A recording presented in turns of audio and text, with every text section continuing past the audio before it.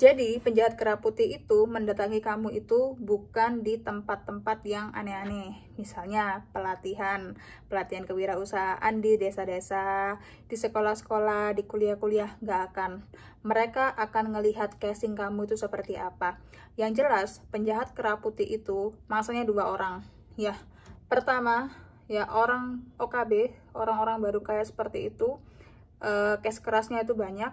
Bahkan setahu aku pensiunan-pensiunan yang dapat uang miliaran itu ada, teman-teman, penjahat seperti ini ya. Kedua itu adalah anaknya orang kaya yang umurnya di bawah-bawah kayak 30 tahun, 25 tahun. Ini cukup apa ya? Mangsa paling gampang gitu ya, dibandingkan OKB, orang-orang tua yang punya duit banyak sama orang-orang yang dapat pensiunan ya. Mereka lebih suka mengincar anak-anak muda, anaknya orang kaya atau anak yang kepengen kaya, atau dia ini sudah dikasih duit modal sama orang tuanya, dikembangin. Nah, ini mangsa yang besar.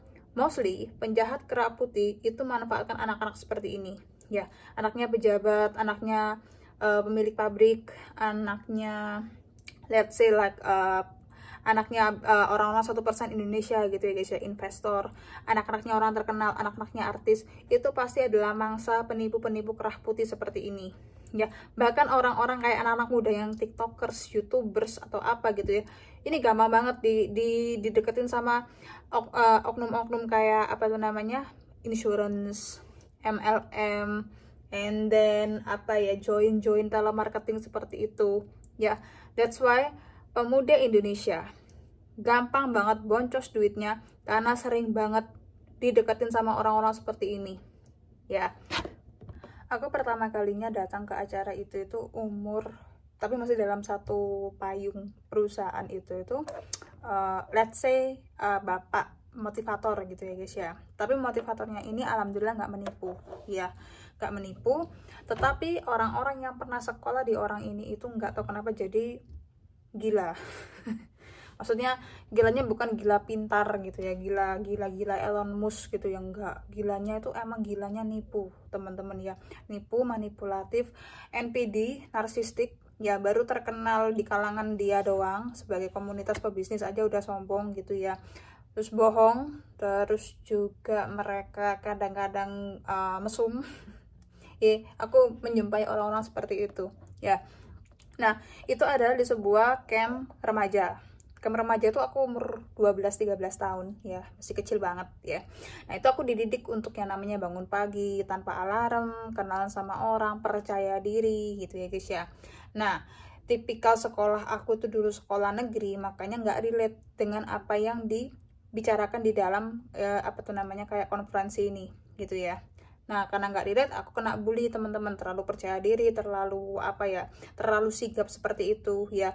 Akhirnya aku turunkan rasa kepedean aku yang diajarkan di konferensi itu sampai aku kuliah. Gue kira anak-anak yang mungkin sekolah internasional, sekolah-sekolah di Surabaya gitu ya, akan menerima aku. Ternyata enggak, teman-teman ya. Nah, di kuliah-kuliah itu banyak banget yang namanya pilihan-pilihan seminar atau konferensi kewirausahaan, banyak sekali, karena kayak hujan ajakan kewirausahaan bisnis gitu ya guys ya waktu itu. Nah, terus aku pertama kalinya itu ya mengenal salah satu motivator yang pernah jadi dosen, teman-teman ya. Sama ya, dari gerak-geriknya pasti belajar sama ini motivator ya. Kemudian dia jadi sombong, angku, dan setahu aku dia tuh bisnis yang core bisnisnya itu selain bikin-bikin makanan, bikin-bikin laundry, tentu aja adalah dia menjadi motivator para PMI atau TKW, TKI di daerah Taiwan, Hong Kong, Malaysia, Singapura, dan beberapa daerah lainnya. Jadi dia sempat keliling dunia di usia dia ke 26 atau 25 tahun seperti itu ya. Ternyata kewirausahaan yang dia ciptakan ini ya, mantan lecturer aku ini ya, orang nggak jelas ini, itu adalah dia memaksa si mbak-mbak mas-mas ini itu untuk jualan kulaan dia dari Cina, teman-teman. Mulai boneka, kaos, mulai apapun lah barang-barang yang bisa dia jual dengan minimal adalah bayar sama dia 5 jutaan. Ya, 5 jutaan sampai setahu aku ada yang 8 juta atau 15 juta dibimbing sampai dapat sertifikat. Bahkan kayak dijadikan kalau dia udah lulus sama pembayaran sama dia tuh dijadiin wisudaan kayak gitu. Nggak tahu tuh di daerah Hong Kong atau Taiwan seperti itu ya. Fix ini orang emang mempermainkan si mbak-mbak ini, dan ya nggak ada laporan gitu loh guys ya tentang orang ini gitu. Nah itu pertama ya, murid si Pak Motivator ini pertama ya. Dan ini orang waktu dia ngebimbing kita anak-anak kuliah umur-umur 18 tahun untuk yang namanya kayak bikin event, nggak tahu kenapa ini orang tuh suka banget yang namanya nyindir dan membuli. Jadi toxic company yang pernah aku lihat itu dia patenkan untuk didik anak-anak kuliah-kuliah seperti ini guys. Jadi kalau nggak dapat sponsor, dibully, ditindas, dipermalukan ya kayak gitu ya, orang-orang manipulatif, dihancurkan harga dirinya gitu ya itu. Nah kayak gitu guys, orang-orang yang manipulatif parah waktu itu.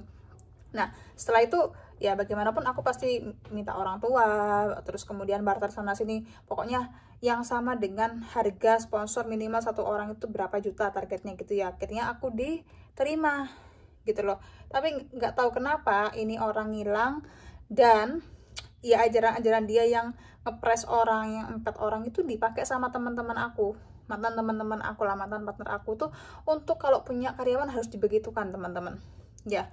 Jadi ya gue nggak tahu kenapa dia jadi orang NPD dan dia hilang gitu aja gitu. Itu pertama ya. Orang gila kedua yang jadi korban motivator di Jawa Timur itu adalah kemarin terkenal dan sekarang sudah masuk penjara. Kenapa? Karena dia mencabuli seorang perempuan guys.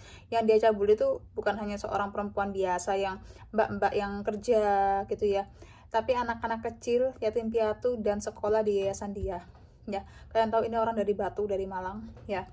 Ini orang jujur ya, pertama kali aku datang kan include toh misalnya ketemu sama orang-orang hebat begini begitu kayak gitu. Ini orang emang dominan banget.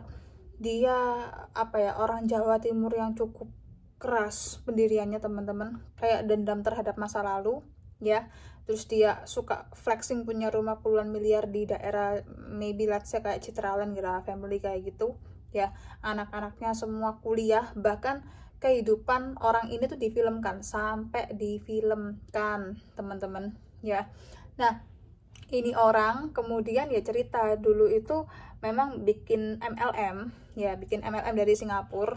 Itu dia butuh banget kepercayaan, dan kalau ngajak-ngajak itu memang dia caranya tuh sangat keras, sangat kasar.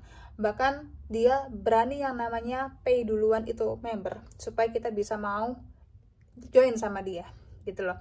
Nah akhirnya dari member MLM itu mereka bikin yayasan sekolah di daerah Malang teman-teman, sekolah gratis dan katanya sekolah terbaik untuk mengajarkan kewirausahaan kayak gitu ya. Sampai itu sekolah didanai sama orang Singapura teman-teman, investor Singapura seperti itu ya. Jadi ini orang punya sekolah gitu, terus apa ya, banyak banget orang-orang terkenal tuh datang ya. Bahkan media-media besar tuh datang ke itu sekolah untuk ngeliput betapa ini sekolah keren, sekolah yang mengajarkan kewirausahaan, menaikkan derajat anak-anak yatim piatu, anak-anak yang berkekurangan.